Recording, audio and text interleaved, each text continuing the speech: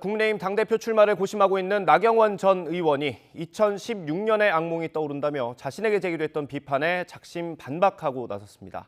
정진석 비상대책위원장은 당내 갈등과 균열을 우려하는 목소리를 냈습니다. 취기자 연결합니다. 김경수 기자. 네, 국회입니다. 네, 나경원 전 의원이 오늘 아침에 SNS 글을 올렸죠?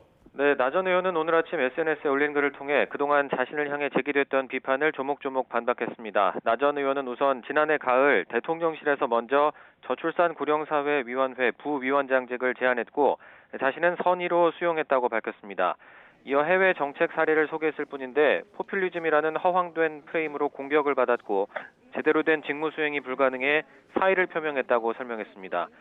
나 전 의원은 제2의 진박 간별사가 쥐락펴락하는 당이 과연 총선을 이기고 윤석열 정부를 지킬 수 있겠느냐면서 2016년에 악몽이 떠오른다고 날을 세웠습니다.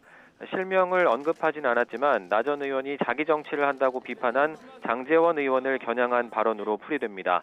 나 전 의원은 YTN과의 통화에서 하고 싶은 말을 올렸다며 향후 행보는 조금 더 고민해보겠다고 말했습니다.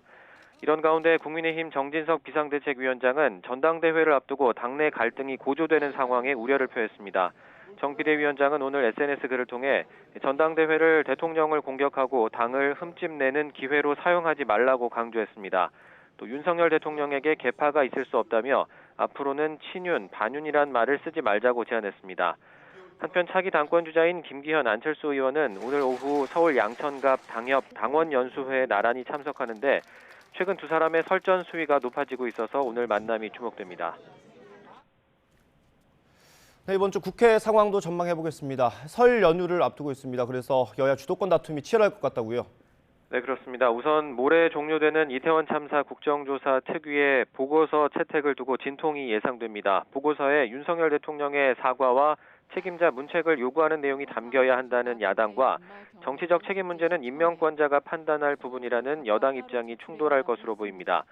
같은 날 예정된 국회 외교통일위원회에서는 북한 무인기 침투 문제를 두고 여야의 공방이 재점화할 것으로 전망됩니다. 민주당은 당시 정부 대응이 미흡했다는 점을 지적하고 국민의힘은 문재인 정부 때 군 대비 태세가 약화했다며 맞불을 놓을 것으로 예상됩니다.